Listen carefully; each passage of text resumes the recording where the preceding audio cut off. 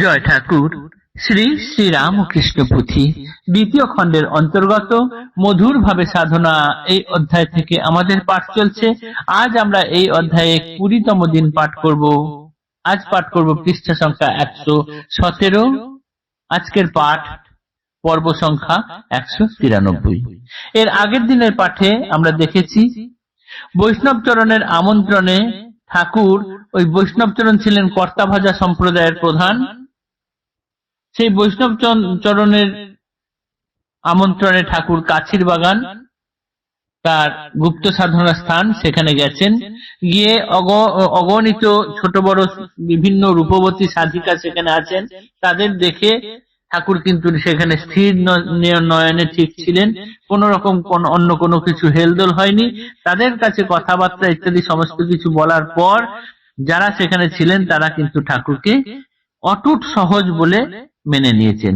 এই অটুট সহজ কি, সেটি আজকে আমরা জানবো। কর্তা ভাজা মত পথে সিদ্ধ যেই জনা, অটুট সহজ নামে হয় খ্যাতনামা।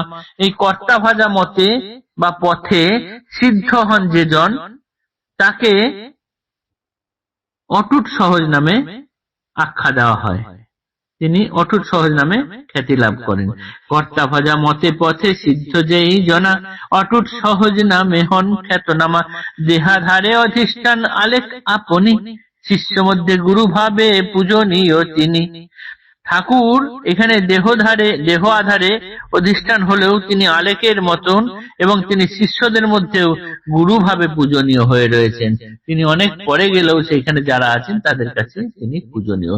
তাই তারা নিজ নিজ কল্যাণের আসে, কেহ বা ইন্দ্রিয়, কেহ পদাঙ্গুলি চুষে, কেহ বা চরণ তলে লুটালুটি যায়, মনোরথ পূর্ণ হেতু কৃপা ভিক্ষা চায়।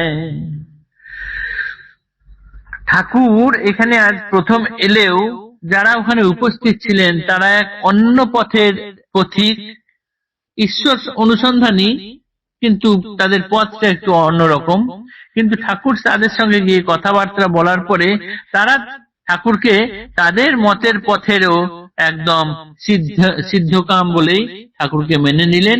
তাই তাদের মধ্যে কেউ কেউ নিজের কল্যাণের জন্য ঠাকুরের কাছে তার চরণে এসে লুটাপুটি খেয়ে তার কাছে কৃপা ভিক্ষা চাইলেন। এবং তার চরণে, ঠাকুরের চরণের কাছে লুটালুটি খাওয়ার সময়ে ঠাকুর কি হলেন না, ভাবস্থ হয়ে গেলেন। আবেশস্ত প্রভু দেবে বাহ্য কিছু নাই, অত্যাশ্চর্য অদ্ভুত জগৎ গোসাই। সবার ঠাকুর প্রভু ব্রহ্ম সনাতন, সকলে চরণ পায় যে চায় চরণ। রামকৃষ্ণ অবতার পরম দয়াল, হইলেও ক্ষুদ্র অতি সে পায় নাগাল। ফল ভারে বৃক্ষ যেন নিচে নেমে পড়ে, সেই মতো প্রভুদেব করুণার ভারে ঢালিয়া কৃপার ধারা সাধকের দলে, ফিরিলেন সেই দিন আপনার স্থলে।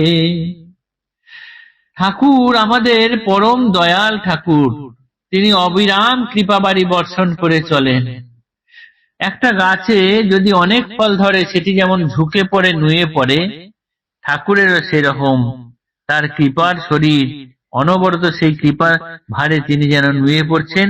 তাই সেইখানে যারা কৃপা ভিক্ষা চেয়েছেন তার চরণ স্পর্শ করে ঠাকুর কি করলেন, তাদেরকে কৃপা বাড়ি ঢেলে দিয়ে তারপর সেইখান থেকে সেই দিনের মতো বাড়ি এলেন।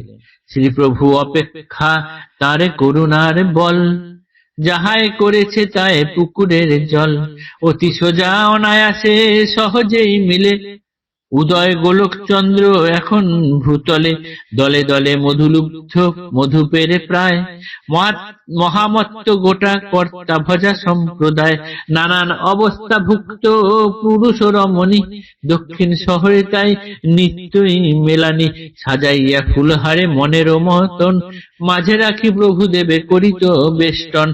এহেন সময় আর এক কথা শুনি, গুপ্তমুখী কত শত কুলেরও কামিনী, মিষ্টি সহ মিঠা ফল আনিয়া গোপনে, পরম সোহাগে দিত প্রভুর বদনে। ঠাকুর তো সেই দিন তাদেরকে কৃপা করে তারপর নিজের জায়গায় ফিরে এলেন, কিন্তু ঠাকুরের করুণার বল এতই বেশি যে ঠাকুরকে পুকুরের জলের মতো সহজ তরল করে ফেলেছে। ঠাকুরকে তাই সহজেই পাওয়া যায়, যে চায়, সামান্যতম যে ঠাকুরকে চায় সেই পায়। তাই ঠাকুর কাছির বাগানে কর্তাভাজা সম্প্রদায়ের কাছে গিয়ে তাদের মন জয় করে এসেছেন, এবং বাড়ি দক্ষিণেশ্বরের মন্দিরে চলে আসার পর এবার কি হয়েছে, ওই সম্প্রদায়ভুক্ত নানান পুরুষ রমণী সকলে মিলেই মাঝে মাঝে এরপর ঠাকুরের কাছে আসতে শুরু করলেন, এবং তাদের আসা যাওয়া লেগেই থাকতো। তখন এবার এমন একটা কথা শোনা যাচ্ছে বা লোকজন শুনছেন যে ওই যে সব বিভিন্ন রকম বয়সের বিভিন্ন রমণীগণ ছিলেন ওই সম্প্রদায়ের, তাদের মধ্যে অনেকেই এখন ঠাকুরের কাছে আসতেন এবং আসার সময় ফল মিষ্টি নানান দ্রব্য সাজিয়ে নিয়ে আসতেন এবং ঠাকুরের কাছে দিতেন, ঠাকুরের মুখে তুলে দিতেন। ঠাকুরকে মাঝখানে রেখে তারা বেষ্টন করে ঘোরাঘুরি করতেন, তাদের পরিক্রমা করতেন। এইরকম করে দিন কাটছে। এই এতটুকু আজকে আমরা পাঠ করলাম।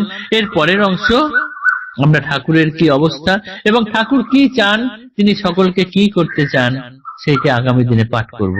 জয় ঠাকুর, নমস্কার।